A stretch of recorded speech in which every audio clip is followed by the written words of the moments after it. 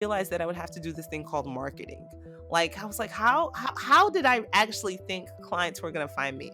I thought that once I put my website up, boom, everybody was gonna find me. It was gonna be great. And I created my one of my big sisters helped me create a website. I put it out there for the world, and I was like, okay, everybody's gonna come. That is not what happened.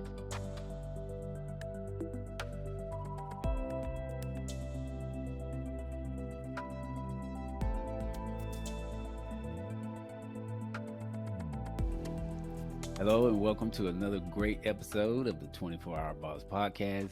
Today, again, my guest is Temi Siyanbade. She is the Houston-based attorney, author, thought leader, and also the creator of Ask Temi Live, which is a YouTube page dedicated to helping business owners and entrepreneurs, giving them legal advice. And in part two of our conversation, well, first, let me back up. If you haven't seen part one of our conversation, you need to go check it out because it was a valuable and important conversation. But this is part two of our conversation. And in this conversation, Temi shares with us some advice called owning your zero, which is basically accepting where you're at, being comfortable where you're at, mistakes and all, because we all make mistakes. It's all a part of the process.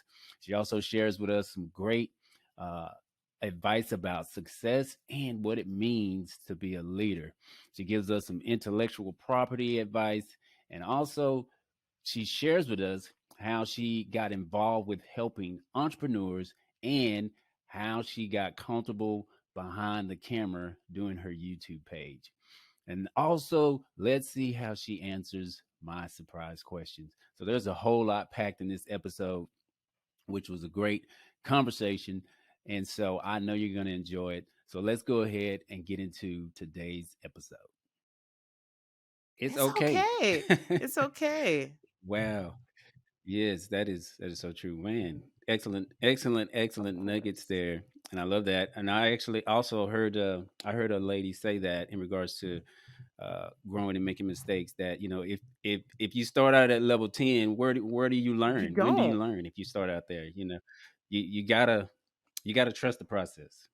Gotta trust the process. But great information.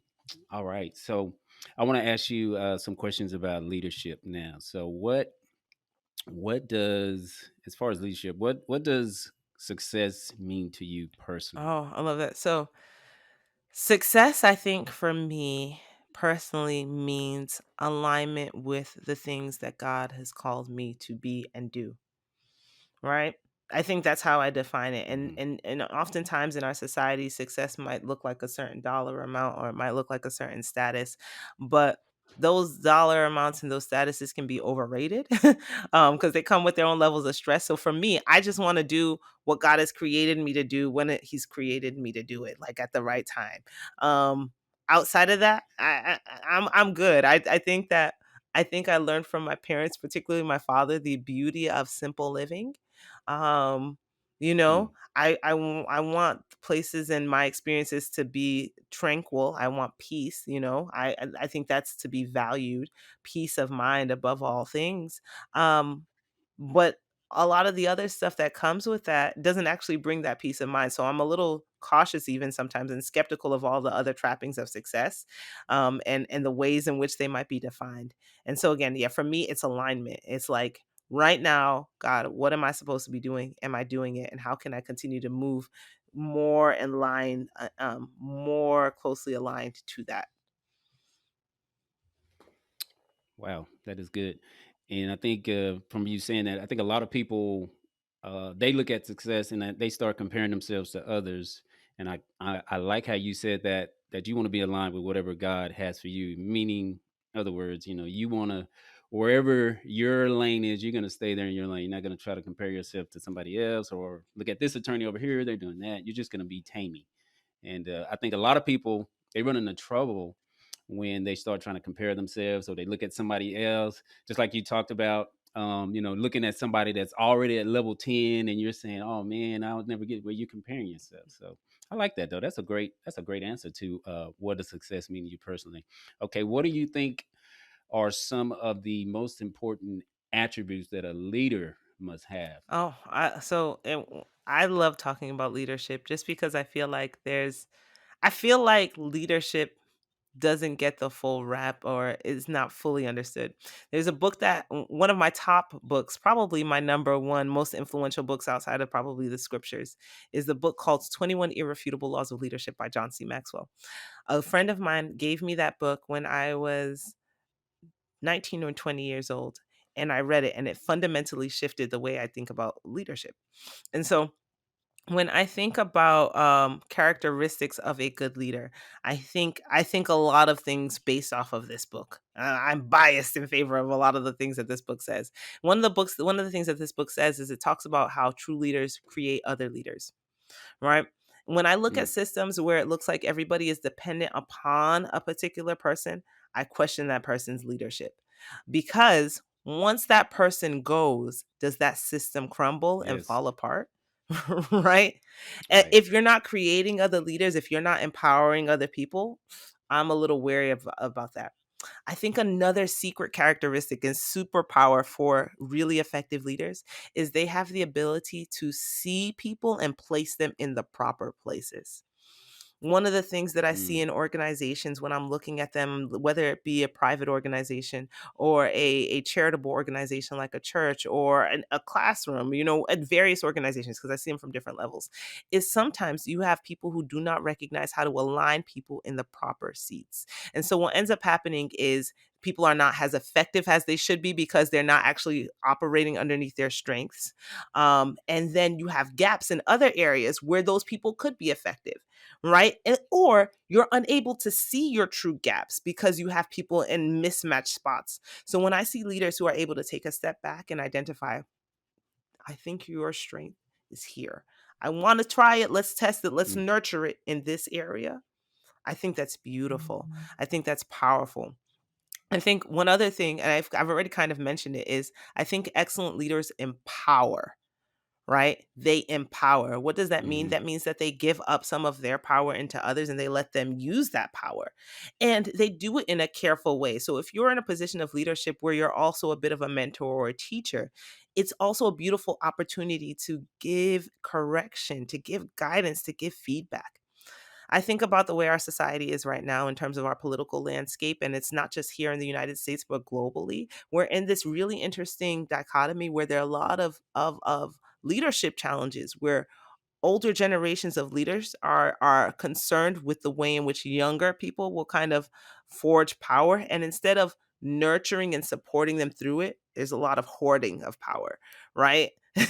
And Yeah. so the Mm-hmm. problem with that is not that this is not our older leaders are powerful. They're great. They're awesome. But many of the times, remember we were talking about the lessons that you learn in going through certain things. A lot of people are missing out on lessons because they've not been Mm, empowered with any opportunity to try things out. You have to give people the opportunity to try and sometimes fail in order for there to be growth and in order for there to be mastery, right? And so, you see, I get really excited when we start talking about leadership because it's one of those random things that I yeah. just start thinking about. I love paying attention to organizations and the way in which leaders kind of drive action and change in within their organizations and get things happening, get things done. Man. Oh, that is some excellent points. Love that. Wow, that is great. Um, man, and I want to ask. I like to ask that question because I think everybody, they can give their different, take on leadership, and it's just good to hear your perspective on that.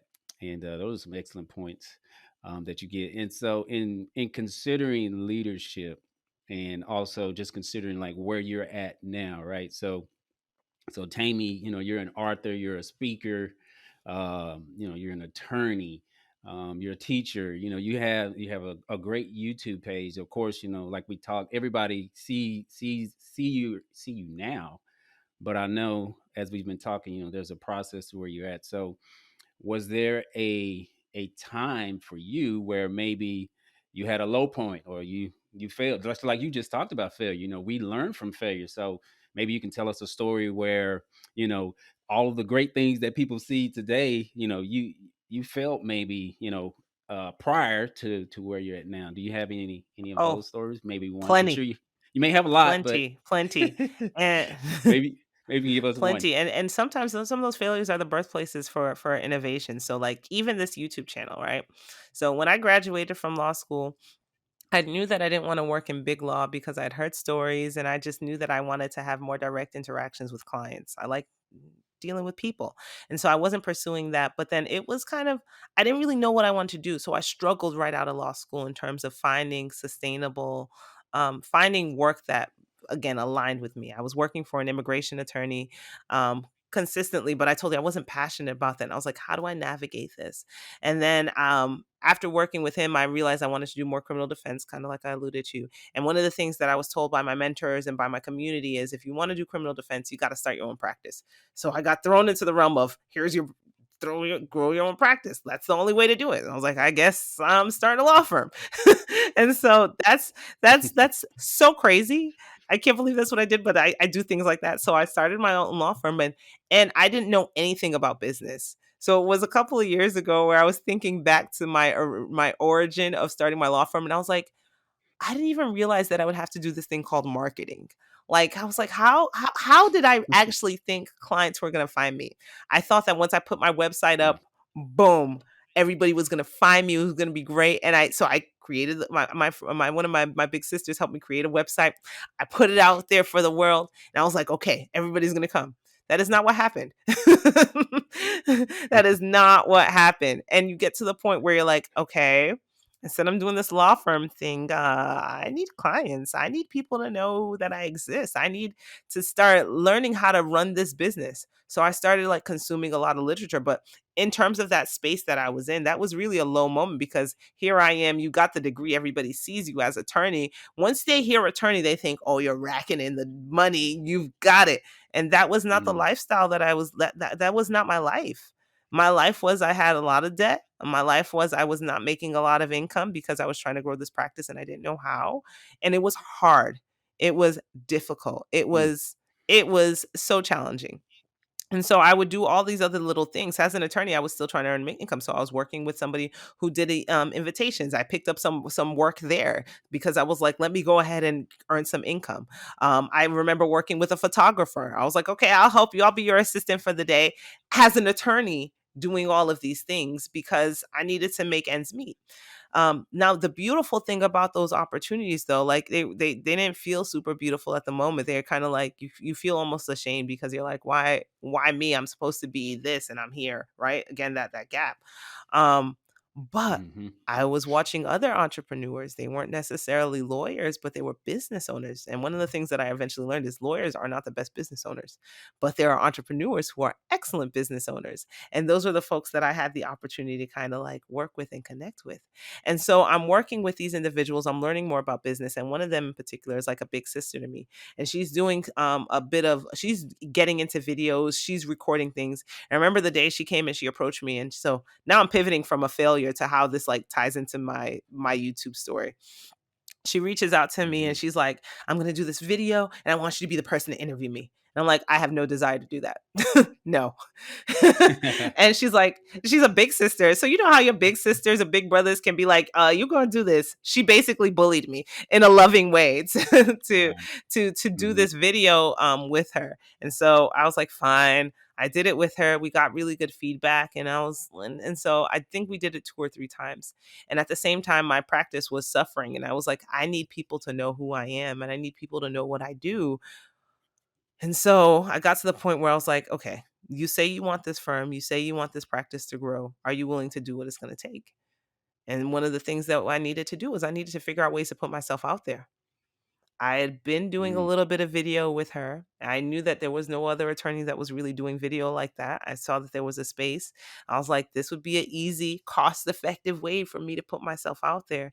Let me start. So I remember it was the day after my birthday. I got on Facebook Live. I used my cell phone, no fancy equipment.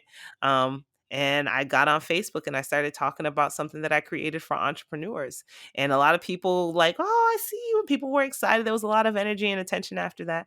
And I was like, "Okay, this might be a good thing. And so I tried it again a couple weeks later. And that turned into Ask Tammy Live, where I decided every week I would show up live on Facebook and just share information. I would take relevant stories. So it started to, and this is how all these weird threads start coming together, right? So the educator in me is very used to like teaching concepts. So I start thinking about ways I could teach legal concepts to entrepreneurs, right? Using my background. So I start taking current events and start telling stories about that to people.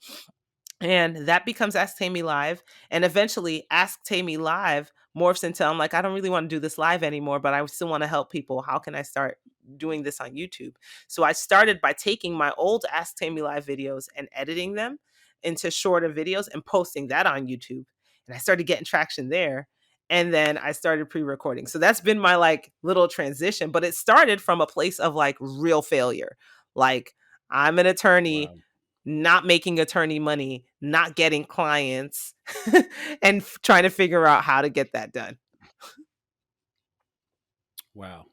And so again, for those, of course, that are paying attention, you know, like we've been saying, you got to trust the process. Gotta Like, trust the you come from. process. I I mean, Tammy said it. She had debts. She had all of this thing. She's not making money. She doesn't have clients. And so when you look at her now, this is a work that has been in progress and, of course, steady work. So kudos to you, and I commend you for all of that great work. So I want to ask you in regards to your YouTube channel. So, how did you get comfortable with the video? Because I know that's a challenge for a lot of us that, we don't like ourselves on video. We don't like pictures of ourselves, some of us, of course, but it's like, okay, what would your advice be? I would say, for those that are not comfortable with video, and I've had conversations with people. It's kind of like, we're in the video age where it's like you have to, Mhm. if you're gonna do the marketing, like you just talked about, if you're gonna do the marketing, you got to put yourself out there. So how do we get comfortable with that? Well, I think I'm gonna reference the same big sister. She's so influential. I'm gonna pub her real quick because I just love her. She's the Okay, CEO of go ahead. Notique. It's a planning design company. Her name is Vivian Jokotadia Deni, and she's a big sister to me. And so there's another thing that she says that she's taught in terms of her public speaking, and it is the concept of my greatest desire is to help God's people, right? And Mm, that love that. concept for me shifts the focus of my preparation from me being so focused on how I look and being focused on the value that I'm delivering to people, right? And so Mm. of course, from a technical perspective, I don't show up when I'm trying to do videos. I did try it actually. When I first started, there was a day where I was like, I don't need to try and like put myself together. Presentation matters a little bit. I did not get the best views on that. So I said, you know what, I'm gonna try and put a little bit of effort before I get on camera. So I do put in effort. It makes me feel more comfortable. But I also know that I can't be perfect. There have been times where I've been like really trying to perfect every single detail. Like, I need everything to be in place. Every hair needs to be in place. My face needs to be this and da da da da. And that just stops you from progress. Like, I still gotta go, right? Right. So I've gotten over that. But in terms of helping people my greatest desire, right? When I sit down and I'm trying to decide, okay, should I do this video or not? Is, can I help somebody with this video? Can this video add value to somebody? And how can I also streamline the concepts in the video towards it being only about that? So one of the interesting things is when I'm sharing stories about myself personally, they're only going to be stories that, because I'm pretty private in general. I don't actually like I don't feel comfortable putting myself out there. I've grown more comfortable. I figured out little strategies, and these are kind of some of them. But Mm. essentially, one of the things that I do is when I'm telling a story about myself, it is a story that's going to add value to someone. It is not going to be a random story just to be speaking and to put stories out there, right? When I'm Yeah. presenting concepts, when I'm teaching, it is things that I believe are answering questions that are adding value to people. I'm very, very focused on how can I help God's people? How can I help people? If that's my primary focus, I can take away the attention from looking at whether I'm going to be perfect. And so even though I have high quality videos, my videos don't have to be the highest quality. They're not the highest quality many videos out there. I do not spend thousands of dollars in terms of video production to create them. But what I do spend time on is developing the concepts that I'm teaching, right? I'm very cognizant of, okay, this is a question that people ask. How can I present this in a clear, concise manner where people are going to leave like they get an answer to their question, or they're going to leave like they received value, right? If I can pivot and focus everything on that, that just alleviates that pressure from me, and it really focuses my energy and my attention as well. I know what I'm trying to do. I'm aligned. I'm like, oh, I'm trying to answer this question. Oh, this is the problem I'm trying to solve. And I don't need to bring in all the superfluous extra that could come in and kind of add to my self-consciousness, and add to the things that kind of make me feel like an imposter. Because I'm like, even if I'm not helping everybody, I know that I've created content that's going to help somebody. It's going to be, even if it's not going to help the smartest person in the room, maybe that's not who I'm sent to help. Maybe I'm sent to help the person who's just beginning, because I can still add value to them. I'm going to add value in the way that I can, and it's going to land with whoever it's going to land with. Mm. Man, that is great. That is great YouTube advice. I don't know if I've ever heard it in that type of manner, but that is great YouTube advice. Just focusing on the value that you put out there. Not only that, you said, I mean, you look at it as you're helping God's people, which is awesome. And I want to say that I think that's one thing that I notice when I look at your YouTube page. There is so much value, and you can just see how that you are trying to help the community and those that, the entrepreneurs, those business owners, those CEOs. You can see that in all of your videos. And so I commend you Thank for you. even having that YouTube page. Actually, that's how I discovered and found you, was on YouTube. So I'm glad you did put those videos out there. So that's how I was able to run across one of your videos. I'm trying to remember which one it was. I think I even added a comment on it. I love the video. Great great share that you Thank had. you. I'm trying to think of which one it was. I think it had something to do. Oh, it was the video where you said, "Can you use like the same name and a trademark?" And you just kind of went through details as far as what you should do and all of that. So, but that was excellent though.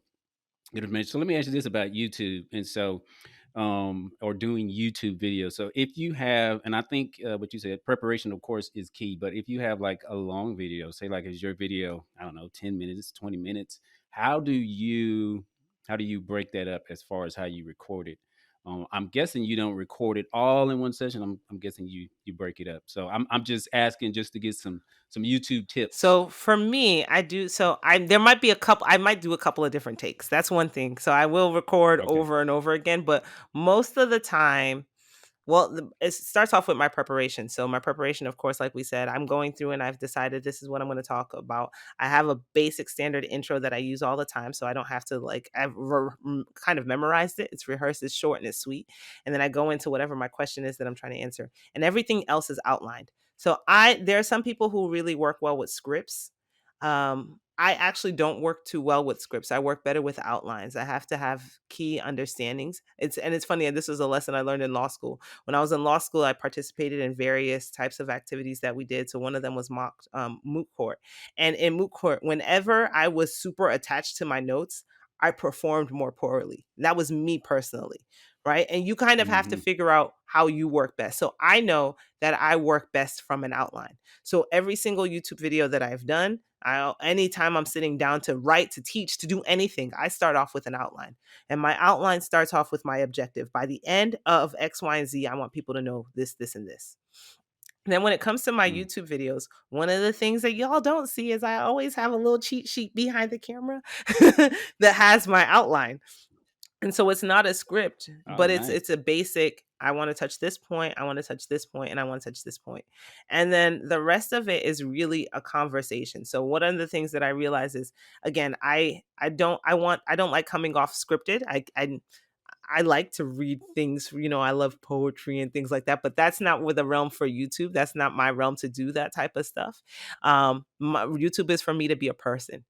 And so I don't really seek to be Yeah. like super perfect. And so I just know I'm going to cover this concept, and I cover the concept. I know exactly this is the point that I want to touch. This point is directly related to my objective. I'm answering this question. These are the 3 points, and I have the 3 points clearly outlined. The rest of the knowledge is usually somewhat It's stuff that I'm familiar with or I've gotten enough of an understanding to break down. And so I'm just kind of talking at that point, and recording. And so there are times I'm over here. There are times I'm a perfectionist. There was one season where I may or may not have recorded 6 or 7 videos and then destroyed all of them because I was self conscious and then regretted it because I shouldn't have done that. Oh So my. if you are a perfectionist out there, you're not alone. I have been that, but then there have been other times, like the last batch of videos that I did, I had gone so long without recording, just like I've kind of gone a little while without recording for now. But I'd gone so long and I was like, Tammy, you just gotta rip the band-aid off. Like, stop trying to be perfect. So I look back Right. at those videos and sometimes I'm Mm. like, oh, I wish this was different. I wish that was different. But I said, no, I'm gonna put it out there. It's imperfect. So I've done that, and I will also add, I have over time. Before I used to edit all my own videos, and I used to edit them like using I iMovie. So not having the most fancy tools. I used to record my videos using my camera was Logitech C920, like a regular webcam. So all my old videos, if you're looking at any of them, they were all recorded using that old web camera, and I still use it for a lot of my presentations. Eventually I did decide to actually get an actual camera and do a little bit of a setup there. And so I record my own videos and then I send those videos out, like, to somebody I found on, maybe a Fiverr or Upwork, I can't remember, and they edit it for me. And what I tell them is I'm very specific, again, because I've done the work in terms of my outline. I know exactly what the points are that I want people to take away, and I ask them to help me highlight those points. And so, but hopefully, I don't think that the person who does my video editing has to do a lot because it is typically one take. If I'm stumbling through something, you could probably go through and hear some of my stumbles. They remove some of them, but there's sometimes where you're just going to hear a person stutter over a word. We're all humans. Nobody's Mm. perfect. It's okay. Yes. Wow. Yeah, thank you for saying that. And I think we've learned that from this recording that we're gonna make mistakes, we're gonna fail, we're not gonna be perfect. Uh, it's part of the process. It's part of your growth. So for those that are listening, you just got to get over, I guess, your shortcomings and your failures. The things that you think are your problems. You just got to get over it and know that you're in a place where you can Mhm. grow. So, and we've heard it right here from this professional right here that we're talking to, Miss Tami. She's failed. She's already admitted she's not perfect. You look at some of her videos, she says she stumbles over words, but I think in the end you can see that she's passionate about what she does. So we just got to keep going and keep growing. So excellent information, Miss Tammy. Okay, so I want to change it up. I want to talk about, since you're an attorney, let's talk about some legal stuff. So, why is it important for those that are in business to protect their intellectual property? Oh, and your intellectual property is really the heart of your business. It's the thing that makes you different. It's the thing that makes you unique. It's what causes you to stand apart, right? It causes people to buy things from you oftentimes. So, for example, there's a lady named Sally Hogshead. She is a researcher and she researches with the things that fascinate people. So she did an experiment where she had two identical pairs of glasses, right? Sunglasses, and the only difference was one of them had two C's on them. They were Chanel, or they said Chanel. And so she asked people how much they Ah, would spend. And of course, the amount quadrupled for the ones that had the Chanel logo. But in terms of actual like material, design, everything, they were completely identical. What is that telling you? It is the intellectual property in terms of the brand that added value to those particular glasses. And it was the little thing that made the glasses different, that made it more valuable. So in terms of your intellectual property is usually those little things that make you a little bit more different. If we're talking about trademarks, they're the things from your branding. So maybe your name, your logo, phrases, the things that help people identify that, yo, this came from Brian Hill or this came from Tammy, right? That you use consistently to identify yourself. That would be a trademark. Sometimes if we're talking about things that you've created, so you're writing books, you're making movies, songs, fruit of your labor, right? Those are things that have copyrights, and those are the things that add value to you. too often right now, you can go back, you can look at the celebrities, right? So where do we want to start, where people did not protect what they created, or did not really, were not really strategic about it? And let's talk about where they've lost the value and opportunity to really grow. Dave Chappelle has had issues with this. Nick Cannon has had issues with this. Yeah. Haley Page, she was a wedding designer, has had issues with this. Prince had certain issues with this in terms of some contracting things. So there's a spectrum. Like, you can just go back and look, and you can see all the different instances where this, and we're talking about that on a higher level. On a lower level, in terms of my clients that I'm dealing with and that come into my office, I have folks who are like, I've been using this mark in business for this many years, but I don't know if I can keep using it. Well, then you find they end up getting cease and desist letters from somebody else who has an identical name and who took the active steps to protect their intellectual property and now have higher rights than they do. Right. And so, Mm. like, if you're not taking those steps to like register trademarks or register copyrights, you are not enforcing, you're not empowering yourself to be able to enforce your rights. They will not, from a governmental perspective, the United States government will not allow you to bring a claim in court without some of those registrations. Like, that you will not have standing. You cannot sue anybody if you see them violating your stuff. So that's one thing. If you're on social Mm. media and you see people doing things and they're being copycats, they're like taking your pictures and reposting it as theirs. The first thing that Instagram is going to ask for, first thing that Facebook is going to ask for, is they're going to ask you for your copyright registration, your proof of registration, or your trademark registration. Without Oh. those, you're not going to be able to get any of that stuff pulled off. So obviously, you see, I can continue going on and on. There's a lot of stuff you're leaving on the Oh yeah. table when you're not protecting your intellectual property. A whole lot. Mm. So we lose money when we You don't seek to protect our intellectual property. Absolutely. We You lose. lose money. And then here's the thing, when you do protect your intellectual property appropriately, you can make money. This is the place where I'm really trying to get more of my clients to, because I work with a lot of experts and consultants and speakers and things like that. And I want people to start thinking about the value once you've built a brand, once you've created concepts and ideas and written books. How can you monetize that? How can you start allowing larger companies, larger organizations to utilize what you've created so that they're licensing whatever you've used and they don't have full ownership to it, but you're giving them a license? So let me give you an example. A big, because it's easier usually for us to understand these concepts when we look at it from a big picture perspective. Beyonce, when she did, what was the name of her video on Netflix? Was it Homecoming? I know, please, Beyonce fans, don't be angry at me that I don't know all the details. I I don't don't know, know. but I think it's I can't tell you. exactly. But I think it was Homecoming. She owns all of the rights to to that work. So she created it. And so instead of what a lot of other people on Netflix do, where Netflix owns the rights, she licensed the opportunity for Netflix to use what she Oh. created, right? So they paid her to be able to borrow and stream and promote her because she understood the value of what she was creating. So when she doesn't want to share it with Netflix, she can take it away. It's not them taking it away from her, right? Mm. So those are some of those strategic ways in which you can start to think about it. So for some of my this is, I'll throw this out there, idea out there for folks, my course creators, right? Have you ever considered making sure that you've trademarked and licensed all the stuff that you've created for your courses, and then looking to see if there's ways in which you can license what you created Mm. to larger organizations, right? Wow. See, I've thought about that. I've thought about, well, I actually started working. I haven't finished it, but there's a course that I wanted to create, but you know what? That was something I never thought about, that you could trademark a You could course. trademark the So I name. guess I need to have a conversation. Yes, you could trademark the name of the I got to have a course. conversation with you Yeah, you could offline. trademark the name of the course, work on some of that material, the actual course material that you created, and copyright that. And then you can start approaching other organizations if you realize that there's an audience for what it is that you're doing and creating. Reach out to these organizations and say, Mm. "Hey, I've created this course. I'm willing to allow you to use it. You can license the material or you can license the name. If it's something that you've built enough of a brand equity within the name, they're going to be happy to use that name and say, okay, this came, like, this was sourced from here. But if they don't want to use the name and they want to use it under their own things, they could at least license the material.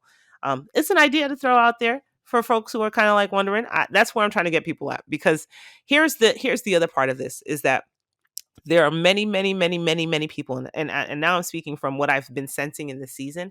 I think there are a lot of people who are in organizations and are in places where you are creating value for people and for businesses and companies, and you're not being fully compensated for it because you're not owning your stuff, right? And I thinking about ways in Mhm. which you can reshift or shape that paradigm where you are now the owner of those things. And those companies are forced to kind of reckon that, hey, this person created this value. And if we are going to utilize the value that they're creating, we're going to utilize it under their terms and not ours. Right. But you have to empower yourself with these tools in Mm. order to do that. So, Wow. So everybody listening, you need to talk to Tammy. yes, If you got a business, if you're starting a business, I mean, you gotta consider you protecting your have intellectual to. property because there's so much competition out there. Not only that, people can, like she said, somebody can just take your idea, even though you came up with it first. But if they file it first legally, they could have the right. So we gotta do our homework and shore up our business. So Yes. yes, man, great advice. Give me some tips or give us some tips on those that maybe have e-commerce. What are some things that we need to maybe do So, if we got e-commerce if you got an businesses? e-commerce business, e-commerce, a lot of the stuff that you have to do is just like you have to do all the stuff you would typically do for a regular business plus some, right? So you still want to register your entity, you want to create whatever that LLC is, you want to open up a separate business account because you want to keep that stuff separate in terms of for tax purposes and also liability purposes. You want to get your tax ID number, you want to make sure that you have the right contracts in place, etc. But now you also have a really important duty with regards to navigating the online space. And so for navigating the online space, one of the important things for that's really becoming a more pressing issue is how you're using people's data or how you're using data as a whole. Most of the time, a lot of Mm, people don't yes. consider the fact that as an e-commerce business, you're getting people's data, but you are. You might be getting people's data in terms of their email addresses. You might be getting their data in terms of when they're making purchasing decisions from you and they're buying and they're giving you maybe credit card information. Even if you're using a third party source, that information is coming through your website. It may also be geodata. Like so maybe there's data about them that your web browser or your website is Mm, collecting, right? So you might be collecting data about their IP address, what type of device they're using, where they might be located. All of those things are things that are actually becoming more and more heavily regulated from a federal perspective. And so because of that, you want to make sure that you are connected to what those rules are regarding privacy policies, how you're supposed to be handling data. So I'll give you an example. Like California has a widespread rule that is really that California has empowered their constituents, the individuals, the citizens of California have really strong rights with regards to what they can say with their data. So they can request that data that is recorded about them be deleted. They can request that that data be given to them if you've collected anything. And you, as a business, particularly if you have connections in these areas, need to be familiar with those laws so that you don't break them. Because if you do, there are fines associated with them, and mm, that's on a national level. If you're doing international commerce, it's even more important. There's European laws, like the European standard with regards to some of these privacy rules. It's actually more stringent than the US laws. And so you could really get your company into a lot of trouble if you're not paying attention to what those international laws might be. And then we talked about privacy policies. You of course want to stay up in terms of taxation. There are rules about how you can tax when you're buying and selling things that vary from state to state. But a lot of your larger e-commerce platforms are building in some of those protections within. But there's a host of things. And then of course, yeah, the mm. intellectual property stuff we're talking about because it's online where you're more Yes, vulnerable, right? You're putting yourself in front of a larger that's true. audience. So you're more vulnerable to copycats, you're more vulnerable to attacks and things like that. So, of That's true. So true. Great information. course. And you can help businesses, entrepreneurs with all of that. I Correct? can, I can. I always share. There's a way in which at my firm we have a unique approach where we kind of look at your intellectual property, we look at your contracts, we look at your entity, we look at all of those different things. We spend some time kind of really understanding what your business goals are, and then help you develop a plan to protect all of these various elements.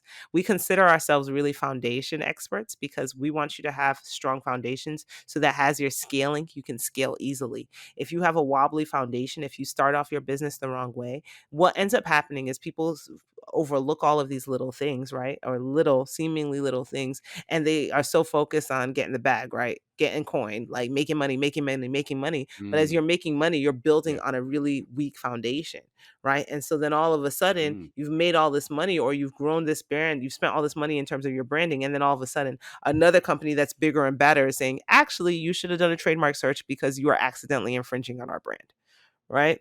Or, oh, you accidentally ran amok of this privacy law rule and now you are in trouble. Or you used influencers the wrong way. Your influencers didn't disclose the information the right way, and now you're responsible for paying X, Y, and Z. So we try and help you start off on a level foundation so that when you scale, you're not running into those issues, but you're dealing with just the regular, normal business issues in terms of making strategic business decisions. Excellent. Wow. Yes, and of course, I guess when we get to the close to the end, we'll be sure that you give out all your information so that people can find you Absolutely. to get your assistance. So awesome. All right. So Tammy, do you love surprises? I don't love surprises, but I can navigate surprises very well. I'm I'm sure you can. All right. I'm sure you can. Well, I got some surprise All questions right. for you. All right. So my first question for you is, which makes the better pet, cats or Dogs. dogs? Dogs. I didn't know I was a dog And person. what? My brother just got a dog a year ago, and our family is in love with his dog. His name is Gucci. His name is Gucci Mane, to be specific. And we love him. Wow. We love him. He's a Lab Dane mix, so he's this big old dog. And we just love Gucci. We love Gucci. And so my family, we've now become a little bit more like friendly towards pets as a whole. But Yeah. I haven't had a cat. I've never been like a cat person.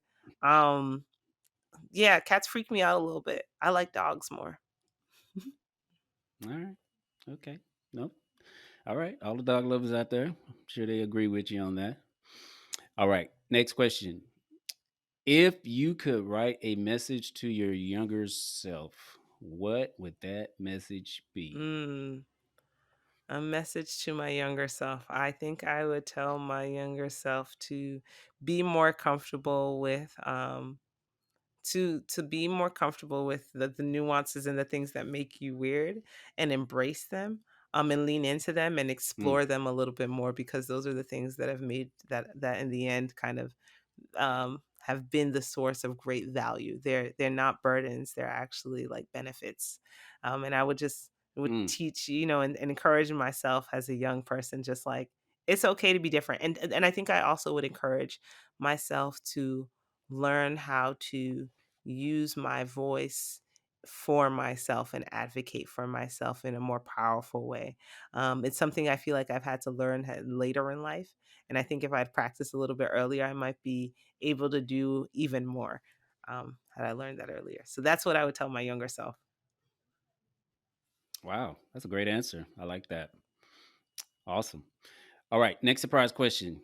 What is one of the best lawyer shows that you like, or what's your favorite lawyer show that you like All out right. there? So I used to, so in terms of, I used to really like watching Suits, but it was not because it's a good lawyer show, because Suits is completely unrealistic, completely unrealistic.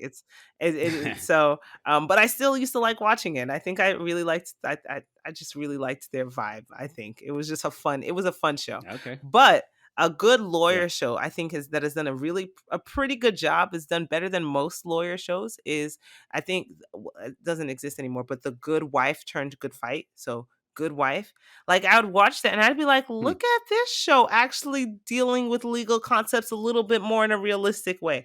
I really, really appreciated that. So that was a better show, in terms of just, like, not 100% realistic still, but much better than some of the other ones. Like, I could not stand How to Get Away with Murder. Yeah. just no. I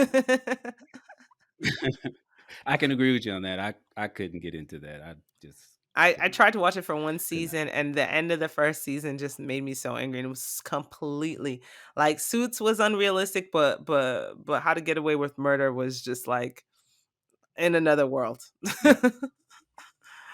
Yeah. Yeah, just strictly for entertainment, Strictly definitely, for but entertainment. okay. All right. Yes. Okay, so last surprise question. Team iPhone or team Samsung? Team Android, Samsung all day, every day. It's so funny. I have, I my computer setup is Mac, I have iPads, all my other stuff is Mac, but I've never owned an iPhone. ever. I've had an Android phone since Mm. the first Android, like Google One G1. Like I had that phone, and then Samsung, all the subsequent ones, Notes. That's all I've ever had. So I am the person who proudly disrupts the group chat every time. Come for me if you want. All right. I've got no issue with that. I'm that green bubble in the midst of blue. There is nothing wrong. Being like everybody else is overrated. As I continue to type away on my MacBook.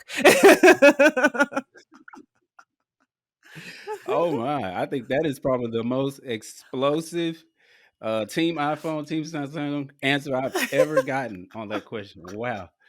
Okay, so there you have it. Team iPhones. You heard it straight from attorney Temi. She's Team Samsung all the way. All right. Well, excellent. Thank you for answering those Of surprise questions. I course. love those answers. Those were great. All right. Moving along. How does your faith play a role in how you handle business and your day to day? My faith is helps make sense of this world. And the funny thing is, for a lot of folks, faith doesn't really make a lot of sense. But I don't think that life outside of it makes a ton of sense. I think that faith brings things into perspective. So I think faith provides us answers for things. When we see evil in the world, I think faith provides us answers. When we see miscommunication, I think faith provides answers. It shows us that, from my faith's perspective, it shows us that, like, humans, we're imperfect, and that's okay. Like, there's a reason why we were built to be in community, because each of us has a part. Like, all of those things make more sense to me when I look at it from the lens of faith.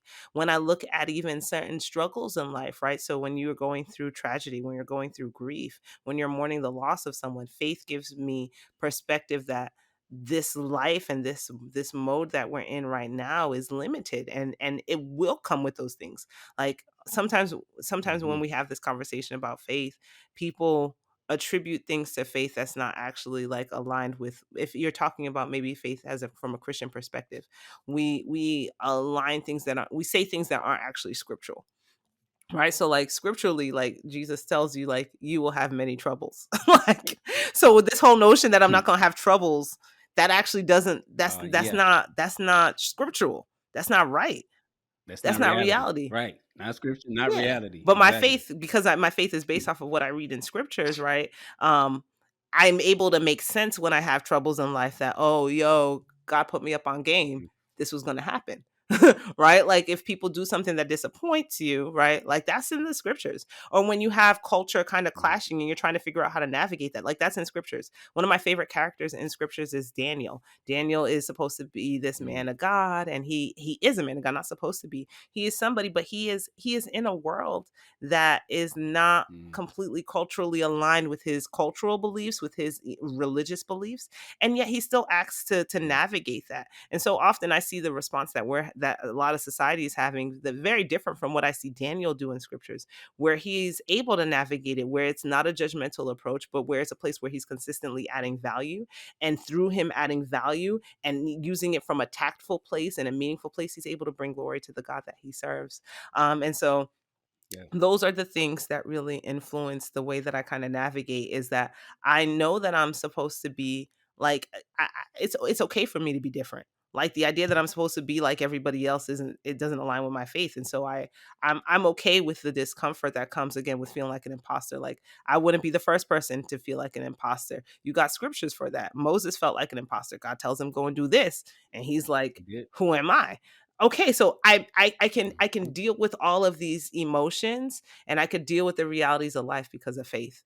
Like, or and where my specific faith comes from, it comes from looking at these examples that have been given to me for my edification, for my justification, for my training, for my learning. And I can actually look at them from an educational perspective and look and say, okay, God, what are the lessons that you said you're trying to teach me in these things, about the way the real world reality works.